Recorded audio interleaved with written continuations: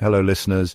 Let's dive into a world-class concept that every one of us is proud of, called as Six Sigma. Before we learn this concept, imagine this.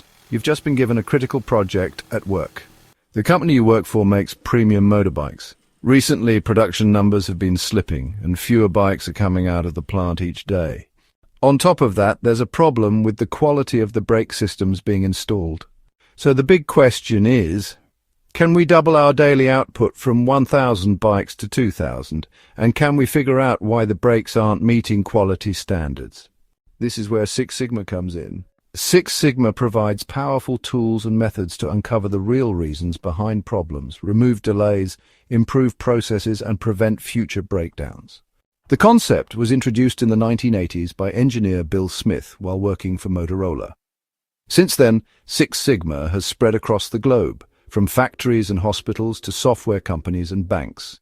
Its aim is to reduce defects, cut process variation, and speed things up. The target, a defect-free rate of 99.99966%, which means only 3.4 errors in a million chances. Pretty impressive, right? And the benefits go beyond just quality. It builds customer trust, lifts employee morale, and boosts overall productivity. Six Sigma uses two main approaches, DMAIC and DMADV. Let's start with DMAIC. That stands for Define, Measure, Analyze, Improve, and Control. So how does it work in our motorbike example? In the Define stage, we clearly identify the problem, spot opportunities for improvement, and understand what customers expect. This means looking at the entire process and asking, why are brake systems varying in quality? And how can we speed up production without compromising safety? Next, in the measure stage, we check how the process is performing right now before making any changes. In this case, the plant produces 1,000 bikes daily, each passing through one of 25 assembly lines. We measure things like daily output, time to assemble a bike, time to install the brakes, and defects found after installation. Then comes the analyze stage. This is where we dig into the data to find the root cause. We might discover that one brake installation station isn't functioning properly. Plus, bike frames are being moved slowly between work areas because the wheels are only fitted at the very end, meaning frames have to be lifted by cranes in earlier stages. In the improve stage, we take action. We replace the faulty brake installation equipment and change the process so wheels are added earlier, making it easier to roll bikes between stations. This simple shift saves a lot of time.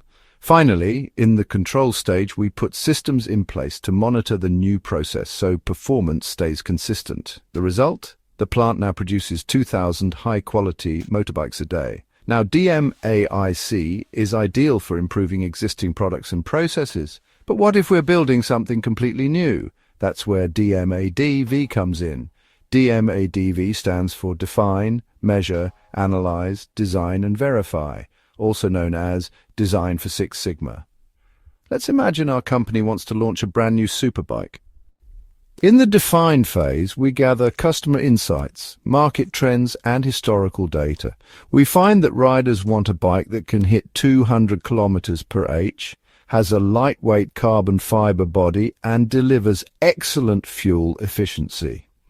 In the measure stage, we turn these needs into measurable specifications: top speed, body weight, fuel efficiency, engine type. Then, in the analyze stage, we compare our prototype to these targets. Maybe it meets everything except top speed. So we explore new aerodynamic designs and test a high-performance aluminum alloy. In the design phase, we redesign the bike with the new materials, fine-tune the engine, and improve aerodynamics.